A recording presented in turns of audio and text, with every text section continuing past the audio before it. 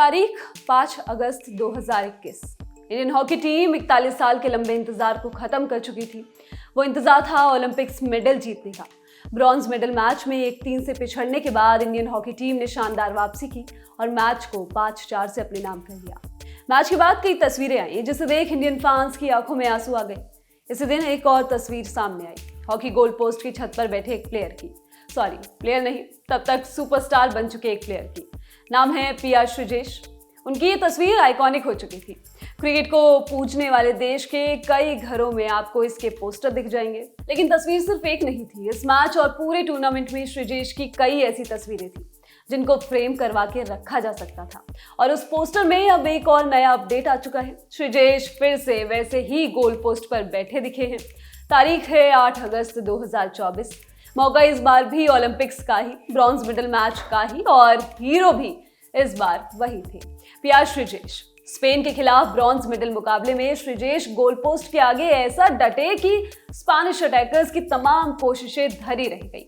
वो श्रीजेश नाम की दीवार को नहीं भेद पाए। 36 साल की गोलकीपर ने बाकी मैचेस की तरह इस मैच में भी ऐसे बचाव किए जिनकी हाइलाइट्स आप रिपीट मोड पर देखना चाहेंगे। इसी टूर्नामेंट में इंग्लैंड के खिलाफ क्वार्टर मैच में श्रीजेश ने ऐसा कमाल दिखाया था कि उनके प्रदर्शन को देखकर दिग्गज हॉकी खिलाड़ी धनराज पिल्लई बोल पड़े। उनके जैसा प्लेयर जनरेशन में एक बार आता है। वहीं दिलीप तिर्की ने पी.आर. श्रीजेश को भारतीय हॉकी का भगवान करार दिया।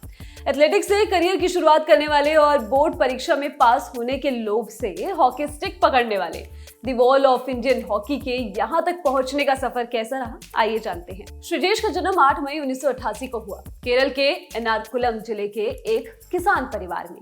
प्राइमरी स्कूलिंग सेंट एंटनी से हुई, जबकि हाई स्कूल के लिए सेंट जोसेफ स्कूल के हॉस्टल में चले गए। पढ़ाई में अच्छे होने के साथ साथ श्रीजेश शुरू से ही स्पोर्ट्स में काफी एक्टिव थे। वो स्प्रिंट के अलावा लंबी कूद और वॉलीबॉल जैसे गेम्स में भी बढ़ चढ़कर हिस्सा लिया करते थे। लेकिन फिर एक सीनियर की सलाह मान उन्होंने हॉकी स्टिक पकड़ी और फिर अपने आलसपन के चलते गोलकीपर बन गए। इनके गोलकीपर बनने की कहानी मजेदार है। श्रीजेश ने इस बारे में टीम इंडिया के पूर्व विकेटकीपर दिनेश कार्तिक से कहा था, केरल में जब आप अंडर 17 या अंडर 14 टीम के लिए खेलते हैं तो आपको बोर्ड एग्जाम में ग्रेस मार्क मिलता है। हॉकी आसान नहीं थी क्योंकि यहाँ आपको झुकना पड़ता है, खेलना पड़ता है और इसके बाद आपको भागना भी पड़ता है। मेरे लिए ये बहुत मुश्किल था।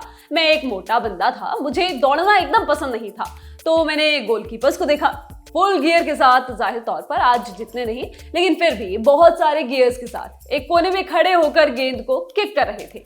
मैंने सोचा वाह, ये तो काफी मजेदार है, क्योंकि वो दौड़ नहीं रहे हैं, बस पैड पहनकर गेंद को किक कर रहे थे। तो मैंने सोचा कि मेरे लिए यही सही पोजीशन है, क्योंकि आपको भागने की जरूरत नहीं है, आप हॉकी टीम का हिस्सा हैं और आपको ग्रेस मार्क मिलेगा। इस तरह मैंने गोलकीपर बनना चुना। लेकिन इससे पहले भी बहुत कुछ हुआ था।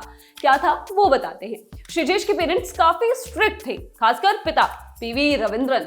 ऐसे में 11-12 साल की उम्र में ही अपने पेरेंट्स से जिद करके वो सेंट जोसेफ स्कूल के हॉस्टल में चले गए, जो घर से दूर था। हॉस्टल जाने का कारण एक और था। उन्होंने फिल्मों में हॉस्टल की लैविश लाइफस्टाइल देखी थी। फिल्में देखना, क्लास बंक करना, दोस्तों के साथ घूमना। श्रीजेश को लगा कि हॉस्टल लाइफ बिल्कुल ऐसी मजेदार होगी, लेकिन हुआ इसका उल्टा। वहां जाने के बाद श्रीजेश को पता चला कि कपड़े खुद धोने और इस्त्री करने पड़ते हैं, बर्तन भी खुद ही साफ करने पड़ते हैं, यहाँ तक कि होमवर्क में भी हेल्प करने वाला कोई नहीं था। फिर श्रीजेश को अपने फैसले पर पछतावा होने लगा। लेकिन हॉस्टल खुद जिद करके गए थे, तो वहां से घर वापस जाने का ऑप्शन भी नहीं बचा था। ये सारी बातें श्रीजेश ने इंडियन एक्सप्रेस के प्रोग्राम आइडिया एक्सचेंज में बताई। इसी हॉस्टल में श्रीजेश की मुलाकात अपने एक सीनियर से हुई, जिसने श्रीजेश को हॉकी खेलने की सलाह दी। सीनियर के मुताबिक केरल के लिए हॉकी खेलना आसान था। ऊपर से श्रीजेश को एक और लोभ दिखा। केरल में स्टेट लेवल तक खेलने वाले स्पोर्ट्स पर्सन को बोर्ड में 60 नंबर एक्स्ट्रा दिए जाते थे। बस यहीं से शुरुआत हुई एथलीट श्रीजेश के हॉकी सुपरस्टार बनने की।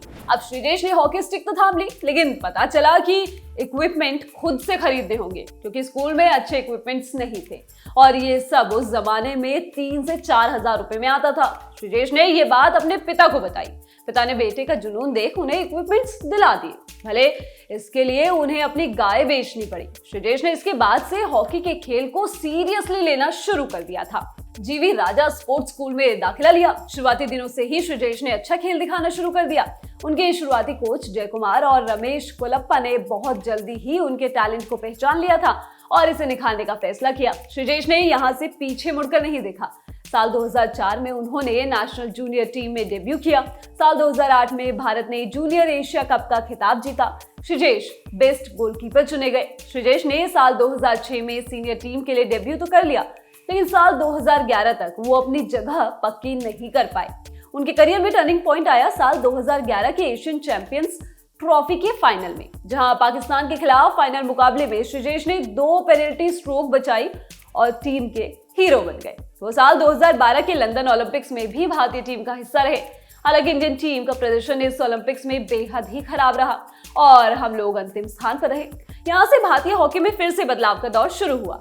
कई सीनियर प्लेयर्स टीम से बाहर किए गए और फिर टीम के प्रदर्शन में काफी सुधार भी आया। साल 2013 के एशिया कप में टीम फाइनल तक पहुंची, जबकि साल 2014 के एशियन गेम्स में इंडियन हॉकी टीम ने 16 साल के लंबे इंतजार के बाद गोल्ड मेडल जीता था।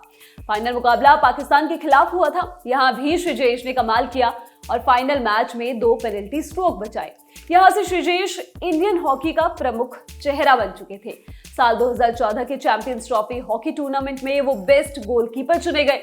साल 2016 में श्रीजेश को सरदार सिंह की जगह इंडियन हॉकी टीम का कप्तान बनाया गया।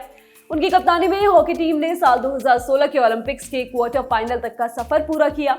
उन्हीं की कप्तानी में इंडियन टीम 2016 के चैंपियंस ट्रॉफी के फाइनल तक पहुंची, जबकि 2018 के चैंपियंस ट्रॉफी में भी वो बेस्ट गोलकीपर बने। श्रीजेश वैसे तो लगातार शानदार प्रदर्शन कर रहे थे, लेकिन उनका बेस्ट आया टोक्यो ओलंपिक्स में, जहां पूरे टूर्नामेंट के दौरान उन्होंने कुल 40 शॉट सेव किए। इसमें सबसे महत्वपूर्ण बचाव साबित हुआ जर्मनी के खिलाफ ब्रॉन्ज मेडल मैच के आखिरी कुछ सेकंड्स का सेव। फाइनल हूटर बजने से 7 सेकंड पहले जर्मन टीम को पेनल्टी कॉर्नर मिला। जर्मन राग फ्लिकर लुकास विंड फेडर ने इंडियन डिफेंडर्स को पूरी तरह छकाते हुए शानदार शॉट लगाया, लेकिन यहाँ श्रीजेश दीवार बनकर खड़े रहे और उन्होंने शॉट का बचाव करते हुए इंडिया को 41 साल बाद ओलंपिक मेडल दिला दिया। यहाँ से श्रीजेश हीरो बन चुके थे। हर तरफ उनका नाम गूंजने लगा। श्रीजेश को साल 2021 में देश के सर्वोच्च खेल पुरस्कार खेल रत्न अवार्ड से नवाजा गया। श्रीजेश को साल 2015 में अर्जुन पुरस्कार और साल 2017 में पद्मश्री से सम्मानित किया गया था। साल 2022 एशियन गेम्स में गोल्ड मेडल और 2023 एशियन चैंपियंस ट्रॉफी जीतने वाली टीम में भी श्रीजेश ने अहम भूमिका निभाई थी। फिर बारी आई पेरिस ओलंपिक्स की। टूर्नामेंट शुरू होने से पहले 36 साल के हो चुके श्रीजेश को लेकर तमाम सवाल उठाए गए, लेकिन लेजेंडरी गोलकीपर ने हर सवाल का अपने प्रदर्शन से करारा जवाब दिया। चाहे वो ऑस्ट्रेलिया हो या फिर बेल्जियम या फिर ग्रेट ब्रिटेन, श्रीजेश ने सभी मुकाबलों में शानदार खेल दिखाया है। खासकर ग्रेट ब्रिटेन के खिलाफ मुकाबले में श्रीजेश का प्रदर्शन जिस तरीके का रहा, उसे देख धनराज पिल्लई और दिलीप तिर्की की बात बिल्कुल सही नजर आ रही है। और फिर ब्रॉन्ज मेडल मैच में उन्होंने एक बार फिर से कमाल किया और भारत को लगातार दूसरा ओलंपिक्स मेडल दिला दिया।